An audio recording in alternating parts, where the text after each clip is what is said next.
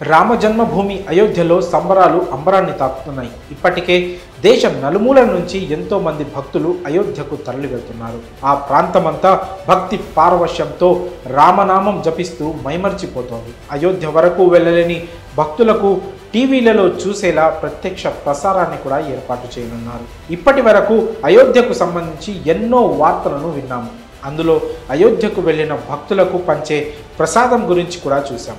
ఇప్పటికే శ్రీరాముడి ఆశీర్వాదంగా అక్షింతలను అందుకున్న భక్తులు అయోధ్య ప్రసాదాన్ని కూడా స్వీకరించాలనే ఆశతో ఉంటున్నారు. ఈ క్రమంలో అయోధ్యకు వెళ్ళలేని భక్తులకు ఆన్లైన్ ద్వారా ప్రసాదాలు పంపిణీ చేస్తామంటూ కొన్ని కొత్త వెబ్సైట్స్ పుట్టుకొస్తున్నాయి. దీంతో ప్రసాదాలు కొనుగోలు చేయాలనుకునే వారిని ఈ వెబ్సైట్ సందిగ్ధంలో పడేసేలా ఉన్నాయి. ఆన్లైన్లో ప్రసాదాలు కొనుగోలు చేయాలి అనుకునేవారు కాస్త జాగ్రత్త వహించాలని రామమందిర నిర్మాణ ట్రస్ట్ తెలియజేసింది. ఎందుకంటే ఇంతవరకు ఆన్లైన్ ప్రసాదాల పంపిణీ గురించి ఎటువంటి ప్రకటన తాము చేయలేదని పేర్కొంది. ఇటువంటి సౌకర్యాన్ని ఇంకా ప్రారంభించలేదని వెల్లడించింది. శ్రీరాముని ప్రసాదం కేవలం ఆలయంలో మాత్రమే ఉచితంగా పంపిణీ చేస్తున్నట్లు తెలియజేసింది. కానీ ఆన్లైన్లో మాత్రం అయోధ్య ప్రసాదం పంపిణీ చేస్తున్నామంటూ పదుల సంఖ్యలో వెబ్సైట్స్ పుట్టుకొస్తున్నాయి. ఈ క్రమంలో ముంబైకు చెందిన ఓ వ్యక్తి ఆన్లైన్ ప్రసాదాల పంపిణీ విషయమై నేరుగా రామమందిర ట్రస్ట్ సభ్యులను సంప్రదించాడు. అప్పుడు అసలు విషయం బయటపడింది.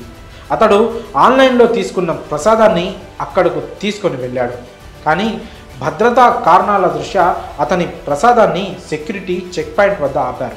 ఆ తర్వాత రామమందిర సమీపంలోని ట్రస్ట్ క్యాంపు కార్యాలయంలో ఉన్న సిబ్బంది 10 ప్యాకెట్ల యాలకులు ఆ వ్యక్తికి ఇచ్చారు. ఆ ప్రసాదంలో యాలకులు కలిపి భక్తులకు పంచాలని కోరారు. అయితే ఈ విషయమై trust camp incharge Prakash Gupta మాట్లాడుతూ రామమందిర ట్రస్ట్ స్వచ్ఛంద సంస్థ.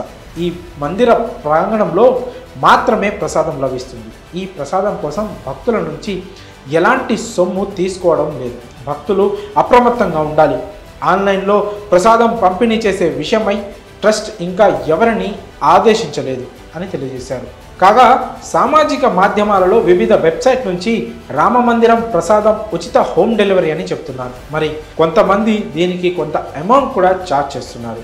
ఈ క్రమంలోనే khadiorganic.com అనే వెబ్సైట్లో ఆన్లైన్లో ఉచితంగా ప్రసాదం డెలివరీ చేస్తామని క్లెయిమ్ చేస్తుంది. కానీ రామమందిర ట్రస్ట్ సభ్యులు మాత్రం అధికారికంగా ఎటువంటి ప్రకటన ఇవ్వలేదు.